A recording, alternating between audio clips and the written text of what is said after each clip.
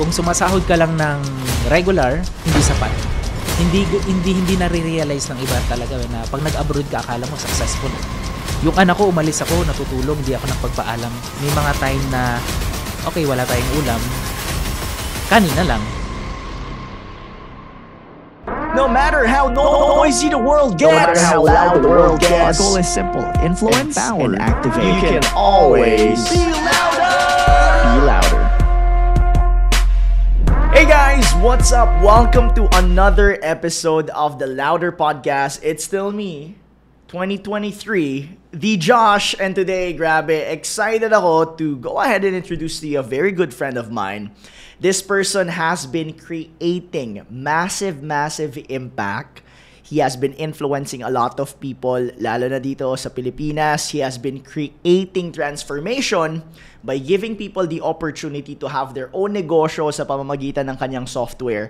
Sino ba tong taong to? This person was a former OFW turned entrepreneur at ngayon, grabe, he's making a fortune simply by doing what he loves and by helping as many people as he can.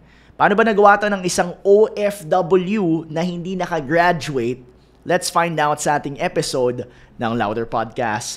Ladies and gentlemen, let me introduce to you our guest for tonight. Walang iba kung hindi si Coach Jay Gregorio. Brother, thank you so much. Thank you for being here. Thanks for being here. Amazing to have you. And you know, we have a lot of our audience kaya nanonood sila and they're wondering, grabe no, sino ba to si Jay Gregorio? For people who don't know you, ano ba yung company na itinayo mo? And I know I did mention kung ano ba yung purpose na to, but maybe you wanna tell them a little bit more about you.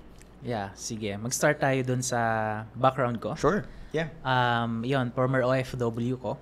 2015, the time na lumabas ako. Okay. Pero before ako mag-abroad, kwento ko muna. Yeah, sige. Paano ko napunta sa pagiging OFW? Ayan. Okay. 2012, yung time na graduate ako ng vocational na IT. Yeah. So, vocational IT course ang kinuha ko. Mm-hmm. And nung nakagraduate ako, I tried na naman. Saan mo kinuha to? School. Sa school? Sa school, yeah. Yeah. Mm-hmm. Quezon City, Adamson. Sa QC? QC. Okay.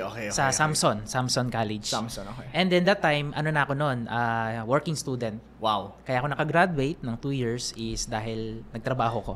Okay. Kasi hindi kaya ng magulang ko na pag-aralin kami sa college. Kasi Great. lumaki ko sa island, sa Bulacan. So island na yon, malayo kami sa bayan, malayo kami sa Kabihasnan. Paano island? Isla talaga? Yes, isla talaga. Okay. So kumbaga, lumaki talaga na parang hindi mo alam kung ano yung nangyayari sa city. Curious ako, ano ba yung meron sa mga matataas na buildings? Ano ba yung meron sa mga city? Okay? And then, nung nandito na ako sa Quezon City, nagtiyaga, nag-aral, nagtrabaho, and then, natapos ko yung 2 taon. Okay. Then, ayun, natapos ko siya. Nag-apply ako ng trabaho. Pero, ang nangyari, hindi ako nakapag-apply ng trabaho. Napunta ako sa mga traditional business. Okay. So, nag-network marketing ako. Wow, okay. So, mga At 2 years traditional business ba pag network marketing? Para sa akin, ayun, kasi traditional yung way. Yeah, sa bagay. Paano mo siya ipopromote. Face to face, no? Yung mga ganun. Siguro okay. ngayon, matatawag na iba na siya. Sure. Compare before. Yeah. Pero yun yung naging experience. Bago ko na-realize na siguro, mag-aral ulit ako. Kasi nga parang hindi ako matanggap sa trabaho kaagad. Okay. Kasi 2 taon lang ang tinapos ko. So, nag-continue ko ng pag-aaral. Nag-aaral ulit ako sa AMA. Bilang IT pa rin? Yeah, kinontinue ko. Pero hindi ko rin ulit siya natapos. Okay. Hanggang 3rd year lang. So, ang dahilan nun, maaga ako nag-asawa. Oh, Ayun. okay. So, hindi ko naman sinisisi yung mga magulang ko kasi nga, ako mismo yung naging pasaway. Kahit na kompleto naman, lagi naman sila nandyan sa akin para subaybayan ako. Great. Inaamin ko yon, naging pasaway ako nung yung kabataan ko. Wow. Hindi ko ma-imagine na. hindi ba halata? Yeah. Pero nung time na yun, pasaway talaga ako. Hindi ako nakikinig sa mga advice ng parents ko. From time to time, nakikinig pero madalas hindi. Yun. So pasaway nga. And ang nangyari noon, nung may asawa na ako, doon ko na na-realize na ang hirap pala ng buhay may asawa. Okay? Kung sumasahod ka lang ng regular, hindi sapat. So, naisipan ko na what if mag-abroad na lang? Baka nandun yung real success or yung malaking kita.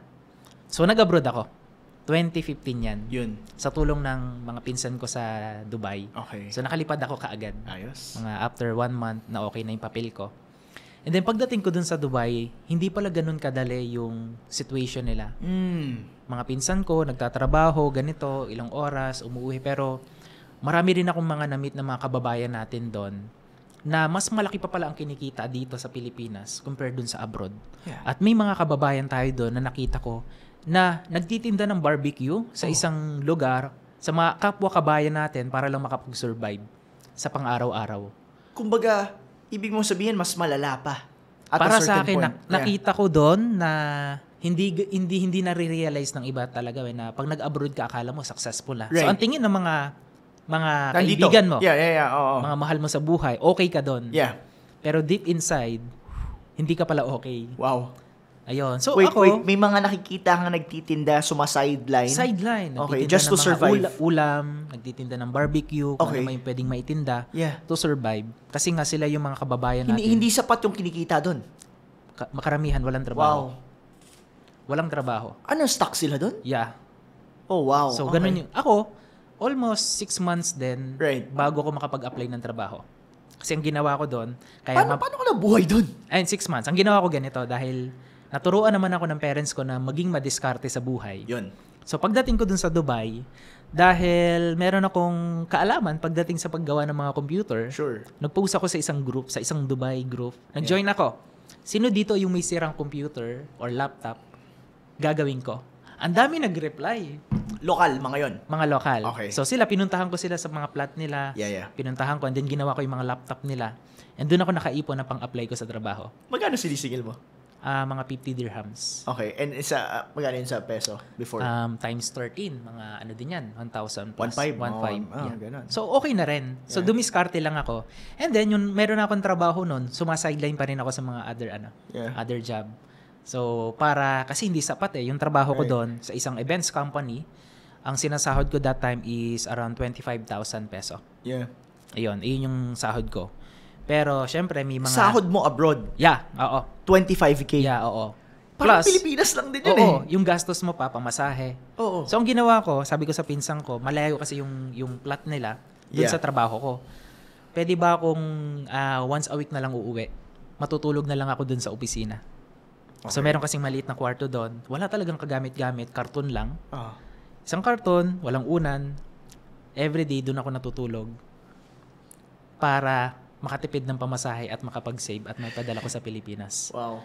So, almost a year din na ganun yung situation. Mahirap na trabaho, 12 hours. Minsan, 24 hours nagtatrabaho kami. Kasi nga, events company. 24. Yeah, wala talagang tulugan. Minsan, nahuli ko ng boss ko, Jay, okay ka pa ba?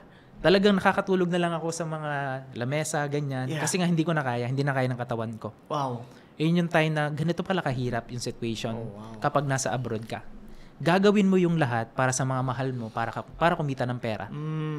So, para sa akin, hindi biro. Hindi Yeah. biro ang maging abroad. Kaya saludo ko sa mga OFW na nagsasakripisyo para sa mga mahal nila.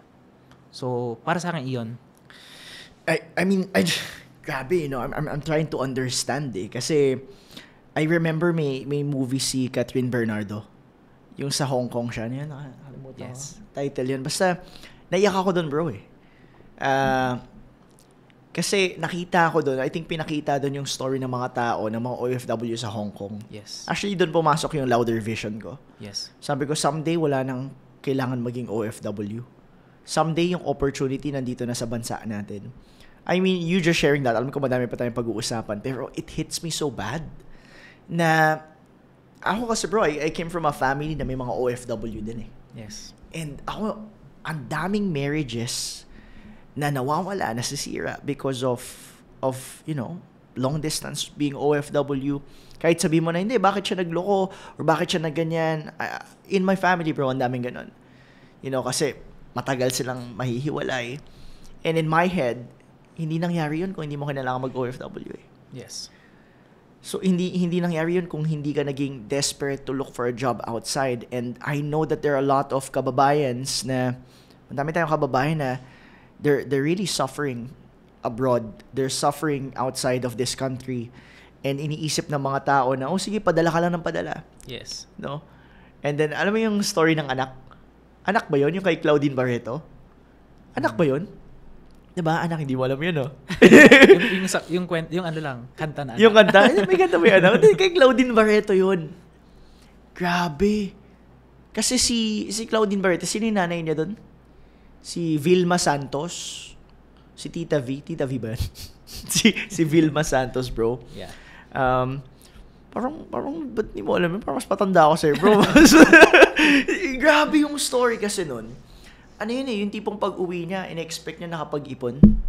Yung pala, pinapang party lang, kinagastos, kung saan-saan. And that breaks my heart. Pero masaya ako kasi ngayon pag-uusapan natin kung paano ka nakawala dun sa sitwasyon mo na yun. Yes. And may mga tao na yes, pinipili talaga nilang mag-abroad. Good for you. Kung sa tingin mo that's your calling, okay lang yan. But ako naniniwala ako na importanteng matutunan nating mahalin yung lupang sinilangan natin. And that's the Philippines. Itong country na to, I believe this is a rich country. Exactly. It's a very, very rich country. And talaga, I always believe in that. And I choose to believe that someday, hindi na natin kakailanganing umalis pa ng bansang to just to look for opportunities because we are the ones who will create opportunities. And maybe ikaw yun. Lahat ng mga entrepreneurs, especially you watching this right now, I know that you're gonna create opportunities. Brother, let's talk about that. How did you escape that situation? Ano yung mga steps na ginawa mo? Alright. Step number 1. Step by step ko siya ginawa. That time, OFW ko. So, limited time. Pagod sa trabaho. Limited ang oras. Hindi man alam kung paano pagkakasyahin. Pero gumawa ako ng paraan. Paano ako makakawala sa situation ko? Yung laging iniisip ko. Kasi nung dumating ako doon, okay eh. Pero nung ilang buwan lang, ilang araw na parang gusto ko nang bumalik. But wala kang choice kundi magtrabaho. Mag-apply ng trabaho, dumiskarte. Kasi nga, hindi ka naman pwedeng humingi ng suporta dito sa Pilipinas kasi nga ikaw yung inaasahan. So ako, never ako humingi ng suporta. Never ako nagpadala ng pera para may panggastos ako. Right. Dumiskarte ko on my own. And then, ngayon, sa entrepreneurship, sa pagninegosyo, kumbaga meron na akong dugo kasi nanggaling na ako doon sa before na mga negosyo. Ang ginawa ko niyan is, ang unang nakita ko na solution is online marketing. Ayan. So, online marketing? Yeah. Okay. Na-curious ako dyan. So ngayon, meron akong mga taong nakikita na very successful. Okay, isa na dyan si Coach Edward Reformina. Yeah. So, dumaan na siya sa'yo before? Yeah, oo. Wow. Bago pa ako mag-abroad, okay. nakita ko na siya sa online. Pero hindi ko siya talaga kilala. Hindi nga ako kilala. Kumbaga ako lang yung parang followers niya na sinusundan ko, grabe naman to. Nakaka-inspire. Sana ganun din ako someday. Yun yung nilulook forward ko. So, nung nasa abroad ako, sino kaya yung pwede kong balikan? Okay. Sundan ulit. Yeah. So, ginawa ko, ayun, search ako. May mga training siya that time. So, ayun, pinag-aralan ko yung mga training sa YouTube, website, kung saan-saan man. Nag-explore na ako. Sa madaling salita, tinuring mo siyang mentor? Yeah. Okay. Kahit hindi niya ako kilala. Wow. Kahit malayo? Kahit malayo. Okay. Tawag ko nga dun, virtual mentor. Yes. I agree with that. Yeah. Virtual mentor. Bukod kay Coach Edward, marami pa. Sure. International na mga motivational speaker. John Maxwell, ayan, mga pina-follow natin yan. Jim Rohn. Yeah, ang dami. Tony Robbins, ayan. So, parang talaga na, yun na yung mindset ko na growth ang kailangan ko. Kailangan kong matuto. Kailangan kong mag-level up sa ginagawa ko. So, ganun yung ginawa ko. Aral-aral everyday after work. Invest ako ng 3 hours a day. So, mga tulog ko niyan, mga 1 a.m., 2 a.m. Yeah. Para mag-aral. Gising mo? Maaga, 6 a.m. Wow, okay. So, yun. So, sinasacrifice mo talaga yung tulog mo at that time? Sacrifice, oo. Yeah, okay. Talagang nakalaan na yun para makapag-aral ako ng mga online marketing or makapag-invest sa kanila through video. So, na-curious ako at natuto ko na konti dahan-dahan. And then, tinry ko na siyang gawin. Sa una, okay, challenging, pero I enjoyed the process. Kahit na that time, hindi ako kumikita dun sa sinimulan kong online business. But I enjoy the process. Na merong something na kapag nagawa ko to, ito na yung breakthrough at solution. Wow. Naniniwala ka kahit hindi mo pa nakikita? Exactly. Okay. Yun yung vision na nakikita ko. Yun yung faith na tinatawag para sa akin. Yun yung faith? Yeah, okay, nice. Yung paniniwala ko na kahit na hindi ko pa siya nahawakan, nakikita, naniniwala ko na mangyayari yun. Okay. Yun yung pinanghawakan ko. Right. And, ang nangyari doon, nagka-problem sa company namin after a year. Sabi ng boss ko, Jay, uwi ka muna ng Pilipinas. Kasi nga, meron tayong aayusin na papel. So, sabi ko, sige Pinoy po. yung boss mo? Hindi, Lebanese siya. Lebanese. Okay. Lebanese siya. So, okay, ano naman siya. Sabi ko, sige po, ganyan. And uwi ako ng Pilipinas nun. Then, hintay ako ng isang linggo. Nag-rent na kami sa Cavite nun. Okay. So, hindi ako bumalik sa parents ko. Right. Kasi nga, ayoko yung Yeah. environment Yeah, na yeah. magkakasama. Sure. Okay yun. Okay yung buong pamilya. Yeah.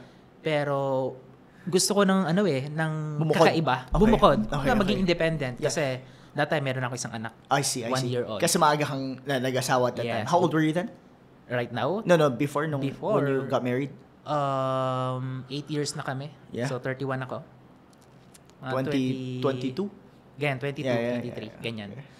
So, nung nandito na ako sa Pilipinas, lagi ako nagpa-follow up sa boss ko. Boss, Sure. kailan ako babalik? Yeah. So, So nag-rent ka na nito sa Cavite? Yes. Magkano yung renta mo nun? mga around 5,000. 5,000. May ipon ka na pag-uwi mo dito? Wala akong savings nun. Wow. Oo. Saan mo nakuha yung 5,000 mo? Yung sahod ko ng isang buwan, yun lang yung nauwi ko. Meron akong 15,000 na on hand. 50? 15. 1,5? Yeah, Okay. 15,000. Mm. Kasi na-less na yung iba dun. Sure. So, yung So umuwi ka 15,000 ng may 15,000? Yes. So, ang ginawa namin ng misis ko, Ilang taong ka na bago ka umuwi ulit? 1 year. 1 year? Yes. Tapos 15,000 yung nauwi mo? Yes. Wow, okay. Wala akong bank account, wala akong savings that time, wala akong alam sa pag-iipon. Basta sabi ko yung 15,000 na to, pwede na tong pangsimula. Ng Kahit wala pamilya. kang alam? Kahit wala akong alam, nag-take Yeah. a risk ako. Hindi ko na hinintay yung opinion ng ibang tao na pag bumukod ka, mahirap. Yeah. Kasi wala kang ibang aasahan eh. Yeah. Unlike na kasama mo yung parents mo, mga Oo. kapatid mo, anytime pwede kang lumapit. Pero galing na ako dun sa situation na yun eh. So may 3 buwan ka, technically 3 bang renta lang yun. Rent mo lang yun for 3 Ay, months. hindi, kasi ang 15,000, nandyan na yung pagkain mo eh. Yeah. Kasama pa yun. Rent?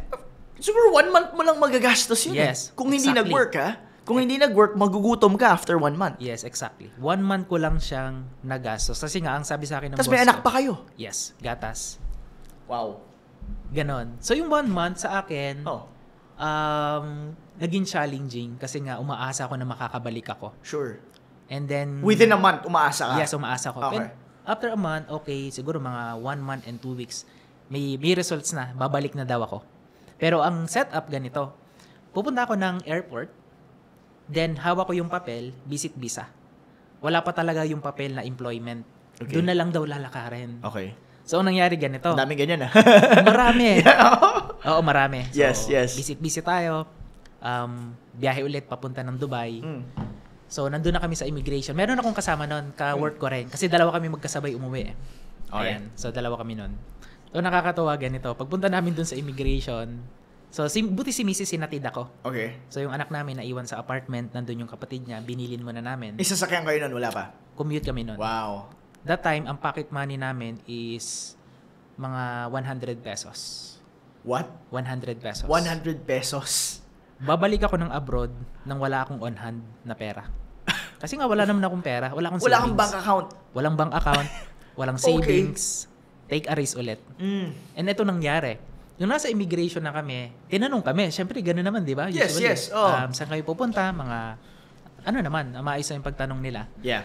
Sabi ko, trabaho. Ayan, trabaho sa Dubai. Ayan. Ay, hindi. Sorry, hindi magtatrabaho. Hindi, kasi visit eh. Visit. Visit So, ang visa, nangyari pala oh. ganito. Ang sabi ko is, magbibisit muna. Okay. Ang isa kong kasama na paamin na magtatrabaho. Yun yung nangyari. Bakit may kasama ka? Katrabaho ko siya. Okay. Okay. Same Sabay kaming kayo, bumalik. sabay kayo. Oo. Yeah. So, nung time na umami na siya, ako, sabi ko, ganun, magtatrabaho kami, umami na kami. Kasi kailangan namin magtrabaho. Wow. Pero syempre, dahil rule yan, nasa batas yan, kapag visit visa ka, Visit lang. visit lang. Yeah. So, hindi kami pinayagan. Wow. Oh my God. Wag na kayong bumalik. Woo. Hindi na kami nakabalik nun. Wag na kayong bumalik, sabi? Wag na kayong tumuloy. Mapapahamak lang kayo. Baka may ano pang mangyari sa inyo. Okay. Kasi So, pwede kayong mahuli doon. Pwedeng mahuli or pwedeng iwan anong mangyari. And that time, iniisip ko, dalawa naghahalo eh. Okay. Pwedeng isipin mo na malungkot ka nun. Yun yung unang options. Pangalawa, pwede mong isipin na baka merong something na Purpose. purpose Wow. na nilaan sa'yo si Lord na dito ka na lang. Huwag mong iwanan yung mga mahal mo sa buhay. Grabing mindset yan. Huwag mong iwanan yung pamilya mo, yung anak mo. Yung anak ko, umalis ako, natutulog, di ako nagpagpaalam. Oh. Lalaki ba yung babae? Babae yung panganay ko. And then, nung nagising daw, kinuwento ng bayaw ko kasi siya namin doon, pinasuyo. Hinahanap ako. Kasi pabalik na ako. Hinahanap daw ko yung nagising. Sabi, hindi na lang sinabi na babalik na ako ng abroad. Pero bata pa siya kasi hindi pa niya alam. Yeah. Pero nung time na yun, buti na lang hindi agad umuwi ang misis ko. Nasa Baclaran siya that time. Tawagan ko agad siya. May problema, hindi kami matutuloy sa abroad. Balik na tayo ng Cavite. Kasi kung wala siya doon, hindi ako makakabalik ng Cavite. Wala akong pamasahe. Wala kang pamasahe? Wala pang Grab nun. Wala pa. Kahit mag-taxi ka, delikado ka. Sabi ko, siguro magwa 1, 2, 3 na lang ako. Gagawan ko ng paraan para makabalik. Teka lang, nasa na si Mrs. ulit na doon? Nasa Baclaran siya. Naghihintay lang siya kung nakalipad na ang airplane. Oh. Para sigurado. Yun yung naging setup. Grabe. Ayun siya. Imagine ko. Naiya kasi, di ba? Malapit sa Naiya yun eh. Yes, oo. Isang jeep lang yun. Parang Terminal 3 kami. 3 yata. Oh, 3 yeah. Wow. So, na-stuck ka, naiwan ka dito. Yes. What happened next? Ayun. Biyahe pa Cavite. Jeep. Bus oo. kami nun. Nakatayo. Oo, kasi punuan yan lagi. Punuan yan. Gabi pa nun. 20 yan, Ben? Magkano yung Pamasahe 14, niyan, mga 15 yata, no? 20 pesos. Ganyan. Yeah. So tayo, umuulan. Woo! Alam ko yan. Grabe. Oh, man. Umuulan nung time na yon. Tapos, hindi kami makapag-usap. Tapos, nag-usap na lang kami nung nakauwi na. Hindi kayo nakapag-usap? Nung nasa bus. Kaya, Okay. tahimik lang. Malungkot. On the other side, malungkod. Sure. Kasi hindi ka na natuloy. Parang Yeah. nawala na ulit yung pangarap mo. Ganyan. Oh, wow. Kasi umaasa ko na pagbalik ko, baka makahanap ako ng mas magandang trabaho. Yeah. Ma-promote ako. Lumaki ang sahod. Yun yung inaasahan ko. Pero, yung bigger purpose nga na tinatawag, Yeah. yun yung pinanghawakan ko that time. Great. So, uwi kami. Pag uwi, syempre, pahinga. Then, kinabukasan, sabi ko, haharapin ko na yung bagong journey na to. Bagong yugto. Bagong chapter ng buhay ko. Hindi na ako mag-a-apply ng trabaho. Okay. Hindi na ako mag-a-abroad. Great. Magne-negosyo ako. Gagawin ko yung online business na meron ako. Yun yung pinanghawakan ko. Okay. So, inaaway na ako ng misis ko kasi nga, wala naman akong kinikita sa online business ko that time eh. Oh my God. Magtrabaho ka na. Nag-aaway na kami noon, madalas. Kumbaga, anong pinagsasabi mo, no? Yes, oo. Parang, And normal wala siyang yun. nakikitang resulta. Walang result eh. Kaya mahirap maniwala pag walang result eh. Yes, wala siyang nakikita. Pero ikaw, kahit hindi mo pa nakikita, naniniwala ka? Yes, 100%. Naniniwala ako na yan. Magkakaroon ako ng breakthrough dito. Oh my. Normal ba yun na, na magda-doubt talaga yung mga tao kahit yung mga taong mahal mo? Yes, exactly. Normal yun. Normal siya. Kumbaga, iba-iba tayo ng ng tinatawag na mindset. Yung nakikita natin, Sure. hindi nila nakikita. Hindi nakikita na iba. Pero, Eventually, eventually, Oo. kapag nandun na sa results. sa process Aha. at nakikita na Yeah. na merong something na nagbabago, Right. dahan-dahan, susuportahan ka na ng, Wow. ng wife mo. Ayun. So, ako, thank God, kasi nga hanggang ngayon, very supported yung wife ko. Kanina, nagpaalam ako, sabi ko meron akong interview with the Josh. Payag agad. So, yun. So, yung experience na yun, hindi siya naging madali kasi nga, trial and error eh. Pag nagtrabaho ka, apply ka, may sahod ka. Pag ginawa ko tong negosyo ko online, pwedeng kumita at pwedeng hindi. Siguro mga 3 to 6 months, ganyan, ang journey ko bago ko talaga kumita ng enough. Pero during that time, mga 3 months na yon, sobrang struggle talaga.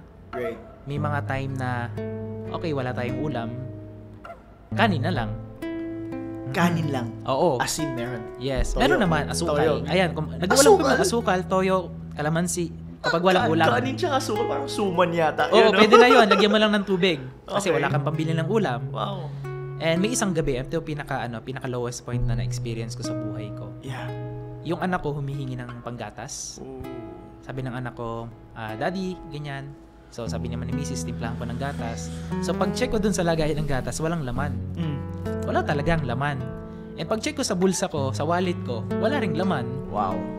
Paano yung gagawin ko? Paano ko ngayon bibili ng panggatas? Buti na lang, meron akong natabi na 80 pesos. Dun sa Sa that time, wala pang GCash nun, hindi pa kilala. Ang gamit na Smart Money. Smart money. Yes, meron pala akong Okay. 80 pesos doon. So, winidraw ko. Okay. Pambahid ko sana yun ng hosting. Kasi di ba sa online, kailangan mo ng mga website, Correct. Domain. domain. Yeah. Yun yung pinang-hosting ko every month. Sinasacrifice ko kasi nga, kailangan daw yun eh. Kahit wala pa pumapasok. Oo, wala pa. Pero ako, nag-i-enjoy ako kasi nga meron akong website, Correct. ganyan. May nakikita ka eh. May nakikita ko, ito, ganda nito mukhang pag naging okay ito. Pag nakita to magkakaroon ng mga resulta. tao, pag nalaman nila to, naniniwala ka na it can blow up. Yes. Okay. So, ang ginawa ko, sinacrifice ko muna yon. Yeah. Kinuha ko yung 80 pesos, bili ko ng gatas. 80 pesos. Oo. Grabe. Balik ako sa bahay, may dala ko ng swak pack. Ayun. Yung Bear Brand ba to? Yeah, oo. Yung Yun, lang, blue? yun ang iniinom ng anak ko kasi wala namang pambili ng gatas. So, tsinaga namin yung na yon, yung journey na yon hanggang sa dahan-dahan nagkakaroon na ng resulta yung sakripisyo na ginawa ko. Wow. Araw at gabi, talagang limited lang yung tulog ko. Madaling araw na nagtatrabaho ko. Ginagawa ko yung online business ko para ma-figure out ko ano ba yung meron dito para magka-resulta ako. Yeah. So, thank God kasi nga may mga mentor. Yun yung advantage na may mga mentor. Kahit na virtual, directly, hindi ko sila nakakausap. Naging malaking bagay sa akin yun kasi nga meron akong someone na sinusundan. Yeah. Parang meron akong blueprint eh. Ito yung blueprint, ginawa niya to, gawin ko. Correct. Sinabi niya to, gawin ko. May mga clue eh. Yes, iyon. Yeah. Hindi ako nag-reinvent ng wheel. Yeah. May, Kumbaga- alam mo, hinahanap mo yung working na. Yes. Minomodel mo na lang. Yes. Okay. Trial and error, and Yeah. then boom! Doon na nagkaroon ng breakthrough sa buhay ko. So, nagkaresulta, and then... So, online marketing pa rin. Online marketing. Online marketing, okay. Yes, online marketing. Curious ako, no? Kasi madami sa mga viewers natin, maybe they have a very little idea kung ano ba yung online marketing. Yes. So, ano ba yun? Ano ba? Like, in a nutshell, kung explain mo to sa isang tao na walang kahit tanong alam Yes. sa online marketing, maybe may konting knowledge sa Facebook, may konting knowledge sa social media, TikTok. Nag-online na siya, no? Sabihin natin mga nasa edad siya ng 30 years old pataas, Yes. no? Or maybe kahit mga 25 years old pataas, no? And narinig niya, may konting idea sa kung ano yung marketing. Nakikita niya yung mga sponsored. Pero how can you explain this in a very simple way? Paano ba? Okay. So, number 1, sa online marketing, kailangan na